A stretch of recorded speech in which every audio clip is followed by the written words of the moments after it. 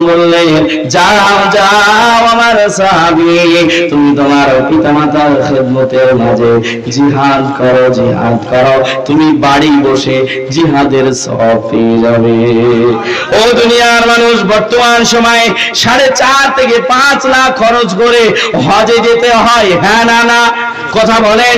অনেক খরচ, প্রায় 5 লাখ টাকা খরচ হয়।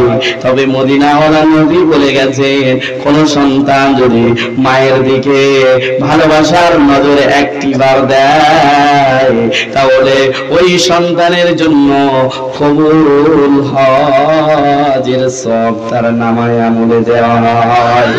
ও দুনিয়ার মানুষ, আসহাবী জিজ্ঞাসা করলেন, ইয়া রাসূলুল্লাহ, ইয়া হাবিবাল্লাহ, হুজুর আমি যদি পিতামাতার দিকে 100 বার তাকাই তাহলে কি হবে?